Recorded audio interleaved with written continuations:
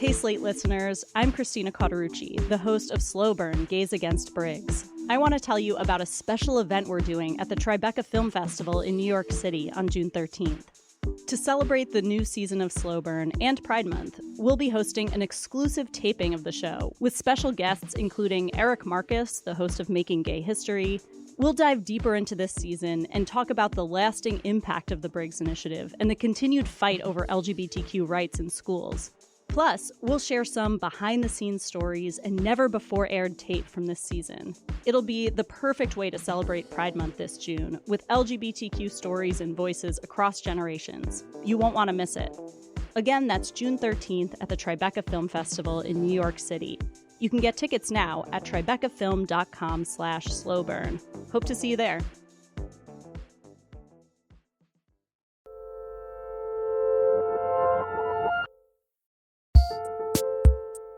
Hello, and welcome to another episode of Working Overtime, Working's bi-weekly advice-focused show. I'm your host, Ronald Young Jr. And I'm your other host, June Thomas. So, Ronald, what are we talking about today? All right, June, strap in, because today's topic is a bit of a heavy one, because I'm actually dealing with it right now. I want to talk about how to manage your time when you're dealing with unexpected interruptions to your life. For me right now, it's my mom. She's very sick. We have her home on hospice care, which means that me, my sister, and my father are taking care of her minute to minute, making sure she's comfortable and not feeling pain. Now, this by itself is a demanding task emotionally and physically for all of us. Sure. But what makes it even more difficult is that the world around us doesn't stop. And that means work doesn't stop. Right. For me as a freelancer, it means having to look at my schedule from day to day and triage problems based on the actual time that I have between work and care for my mother. And this isn't limited to elder care, obviously. These types of interruptions can come up when a child is sick, or you have an unexpected accident or injury, or even something like a logistical issue like your house floods or catches fire. There are so many ways in which our lives can be interrupted and we're still expected to finish the work. So let's talk about this from multiple angles, June. First, there's the work, and then there's the care for yourself. Have you ever experienced an interruption that began to split your attention between work and the need that requires a response, and then care for yourself? What did that look like for you? Well, first of all, Ronald, I hope you know that all of us at Working, and I'm sure everyone who listens to the show, are thinking about you and your family. And thank you for bringing this topic to the show, because I think it is something that most creative people and actually most freelancers deal with at some point, and some people on a regular basis, but we rarely talk about it in a public setting. So thank you. Thank you. I have to say that I've been a very fortunate person in so many ways. And while, of course, I have lost close family members and had unexpected setbacks over the course of my career, like layoffs, I haven't had the kind of unplanned, life-changing interruption you're talking about while I've been a freelancer. On a smaller scale, though, yeah, there have been times when my carefully planned schedule has been utterly disruptive by a bolt from the blue. And this is where I admit that my first response is usually to panic. And I think that's some kind of displacement technique. But, I start to fixate on all the other people who might be affected by my disruption. And, that just kind of spirals. And I'm glad to say that I'm usually able to sort of get a grip pretty quickly and ask myself, okay, what do I need to do here? I should also say that I think it's okay and actually very helpful to take some time to experience the turmoil. For those of us who tend to push down our feelings, I believe that's also called denial, it can be tempting to keep the focus on work rather than the feelings the event's bringing up. But as you say, you have to do both. You have to take care of work, which at least means talking to people so that maybe some things can be temporarily taken off your plate. But you also have to take care of yourself and tend to your emotional health. Yeah, and I think that I've been doing a generally good job of that. It does take some sort of balance. I really have to kind of manage any guilt and shame I have from taking time away from my family for tasks that I simply feel like I need to get done, but then also kind of manage the anxiety when I'm trying to be present with my family while I think in the back of my mind work is piling up. And I found myself starting to think about work from task to task, so that when I have blocks of time between caring for my mom and doing work, I'm considering what tasks can I complete in those blocks of time, which actually makes me a little bit more productive in like, if I know I only have 2 hours to do something, I'm like, got to put my head down, put my phone down and do this, as opposed to saying like, got 8 hours. Like it's really focused work in those blocks of time. But there's two problems with this thought. One, if I'm productive and getting work done, I'm physically burning out and not taking care of myself. Yeah. But if I begin to focus on the self-care aspect, I start to get anxiety from the work that continues to pile up, like I said. So my best strategy has been to compromise on both. Triage the tasks that I can complete quickly and take as many naps and zone out as much as possible in between. Does this sound familiar to you or even valid? Oh man, absolutely. This is exactly the kind of situation where triage is essential. This is what it's made for, you know? I also think it's important to give ourselves grace at times like this, which means kicking any tendencies toward perfectionism into another universe. You know, do what work needs to be done and nothing more. And do whatever you can to look after yourself and avoid burnout. You're never going to find a situation or a balance that makes you feel good. That's impossible. But just getting through, honestly, is, I think, all you can hope for here. And I wish I had a more upbeat sentiment there, but I think you're doing great. Well, I appreciate that. I think the saying goes, you can't pour from an empty cup. Yes. There's more to dive into with unexpected interruptions, and we'll talk about them after the break. In 1978, gay people in California faced a dire threat. Proposition 6, the Briggs Initiative. The teaching profession is riddled with the homosexual element. John Briggs is going to fire every gay and lesbian school teacher in the state of California. I'm Christina Cauterucci. This season on Slow Burn, we'll explore how a nationwide backlash against gays and lesbians led to a massive showdown in California. This was tens of thousands of pissed off gay guys and lesbians roaring down Market Street. With so much at stake, young people became activists. We've got to fight back. We can't let this happen in California. And activists became leaders. My name is Harvey Milk, and I'm here to recruit you. Slow Burn, Season 9, Gays Against Briggs. Out now, wherever you listen. Reboot your credit card with Apple Card, the only credit card designed for iPhone. It gives you up to 3% daily cash back on every purchase. Plus, Apple Card has no fees, not even hidden ones. Apply for Apple Card now in the Wallet app on iPhone. Apple Card issued by Goldman Sachs Bank USA, Salt Lake City branch. Subject to credit approval. Variable APRs for Apple Card range from 19.24% to 29.49% based on creditworthiness. Rates as of February 1st, 2024. Terms and more at applecard.com. Hey listeners, do you have any tips or questions about the creative process? Get in touch, share your advice, share your questions. You can email us at working@slate.com, or even better, you can call us and leave a message at 304-933-9675. That's 304-933-WORK. And we're back. June, I know you've been in management before. Have you ever had to manage someone who has had an unexpected interruption like this? And how did you respond as a manager? What do you think the responsibility of a manager or client is for someone experiencing something like this? I have. And honestly, I didn't always feel great about how I dealt with my direct reports who were experiencing the kind of pain that you're talking about. There are also maybe I should say at least two considerations in this relationship. On one hand, you care about the people that you manage. You want to help them get through a tough time. You want to help them find ways to heal. And you are also responsible for making sure work gets done. That doesn't mean the person who's dealing with a major life event has to do it, but you do have to figure out a plan to get it done.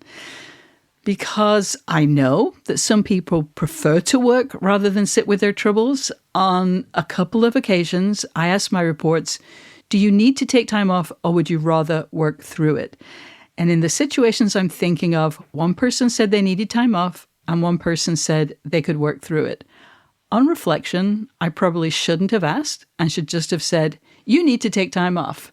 We would have needed to do a bit of triaging. It wouldn't have just, miraculously gone away, but we could have figured out what really needs to be done. What does the person who will cover the has to happen work need to know? So we could have gone through that process and taken it off their plate. But, in a staffing situation where there should always be some backup and some looseness in place because people are going to take vacations for sure, you really should be at least semi-prepared for this kind of situation.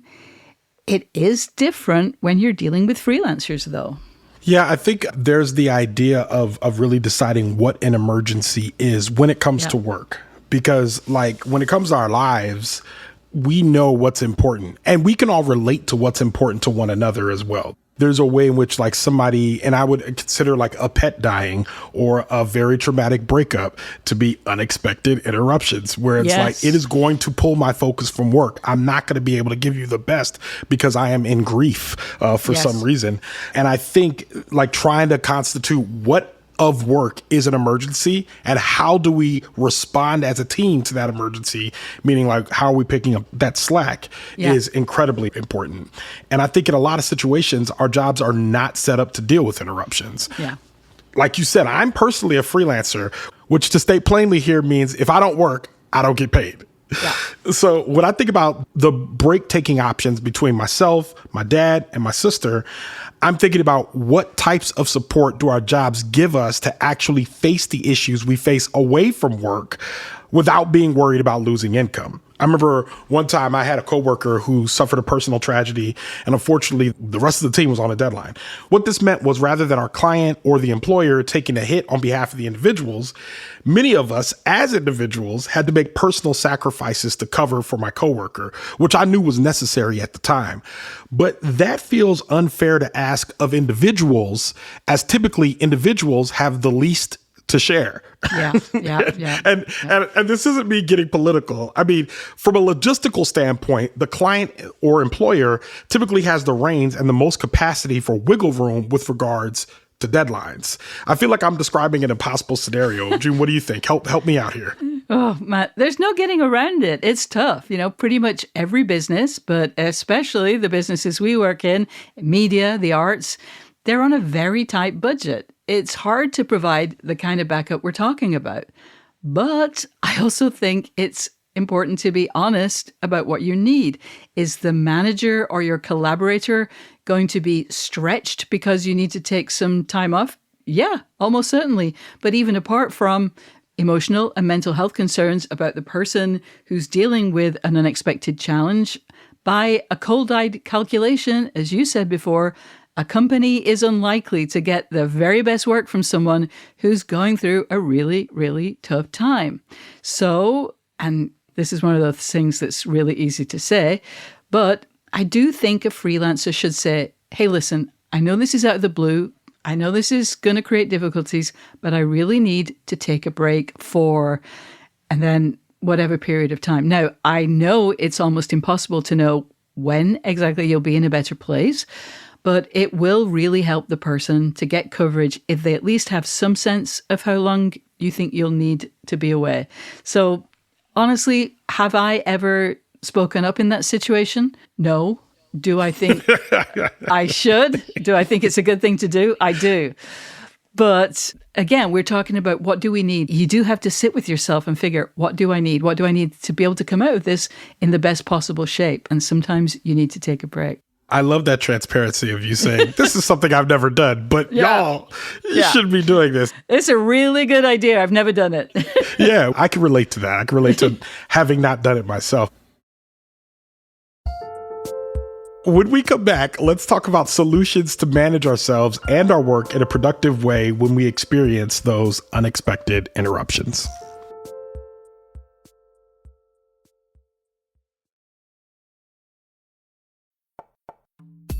Listeners, I just want to remind you that if you are enjoying working overtime, please follow us so that you never miss an episode. If you listen on Apple Podcasts, we would love you to rate or review the show. It really does help new listeners to find us. And if Overcast is your app of choice, please hit the star to recommend the episode to others. Okay, we're back. June, let's talk about individual solutions. First of all, do you think there's a clear or better strategy for managing your life when interruptions strike? I'm over here triaging issues, but do you have a way that you think works for you? No, I think you're doing what can be done. I think you got it. Breaking the things on your work docket down into a series of small steps and figuring which things are essential, which things, if any, can be postponed, and which you just might have to stop doing for a while. Also, I would say if there are things that bring you joy and are relatively simple to achieve, do them. Your calculations don't have to be based exclusively on importance or whether a task is part of a critical path. If there's a thing you just get a kick out of and you can still make it happen, do that. That will be good for your mental health. I also think it's helpful to share what's going on with the people you collaborate with. I don't mean that you are obliged to overshare, but if, without going into more details than you're comfortable with, you feel able to let your collaborators, clients, people who are waiting on a piece of writing or something else from you, that you are experiencing a serious life event and that you're going to have to be a little less present for a certain period, that would be helpful. Most people are kind and they understand that the people they work with are humans whose physical and mental health matters. They want to help. And the earlier you can ask for help, the better. Okay, June, you have to take that advice for yourself as well, though. I'll try. I hear you. I can't be the only one taking the advice from you. But I also think we need to be imaginative in the ways that employers can support folks that are dealing with unexpected interruptions. Yeah. Because even though I've been using the word interruption, for me, it's not an interruption. It's my mom. It's not a work stoppage. I really have to spend time sitting down and thinking about her. Thinking about it in this way means that while most businesses prioritize what they think is worthy of addressing adequately, the truth is it matters to your employees' well-being. And if it matters to your employees' well-being, it should matter to employers. Yeah. A healthy employee isn't just about physical needs, but also emotional needs. So perhaps that's where we begin, thinking of ways for businesses and all of us as people who hire other people to address the emotional needs of the people working with and for us. So, June, let's dream here. What would be your approach? If you could wave a wand to solve for unexpected interruptions for employees, what would that look like?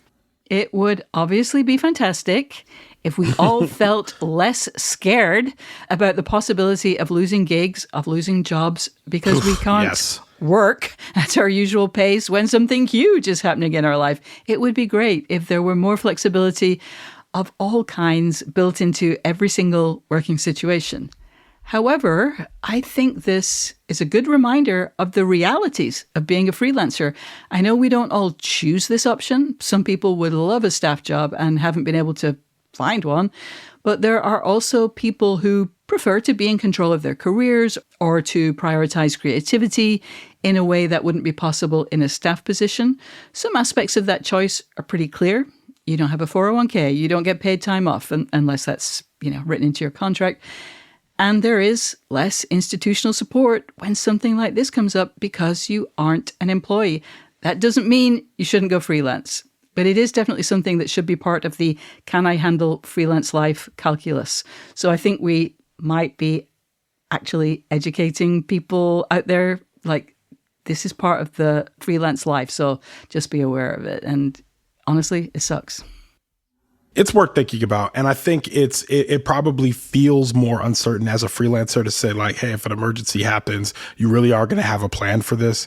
But I also feel comfortable saying like, people that aren't freelancers, you should be thinking about this as well, because one day you'll just be sitting at your desk with a full-time job, salary and benefits, just staring at the computer screen saying that I just can't do this right now. And maybe I don't have the leave to really just go off and do nothing.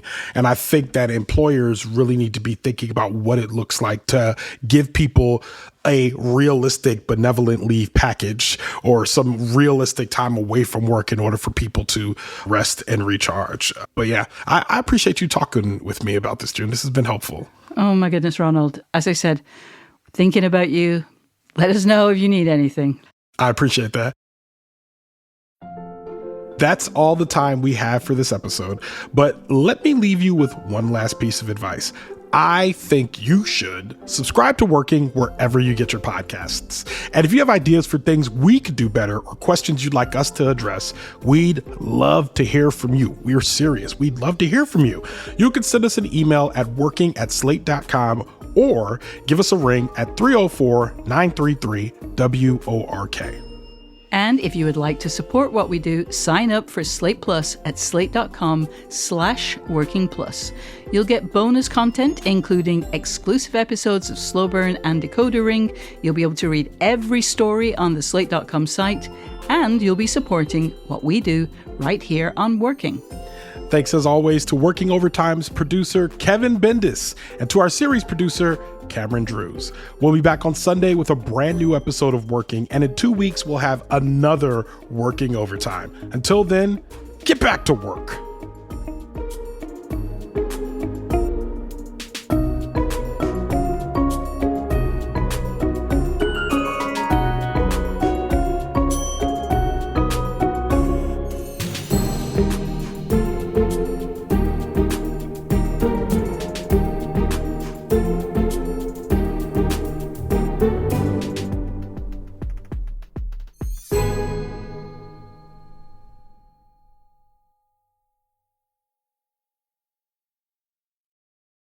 McDonald's presents Burger Reviews by Hamburglar. Today's review, the hotter, juicier classic burgers. Mr. Hamburglar. Rubble, rubble. He said, of all the McDonald's burgers I've ever hamburgled, these are the hottest, juiciest, and tastiest. Rubble. Hamburglary is on the rise. Get caught with a medium double cheeseburger meal for $6. Price and participation may vary. Promotion pricing may be lower than meal price. Comparison to prior classic burgers. Ba-da-ba-ba-ba.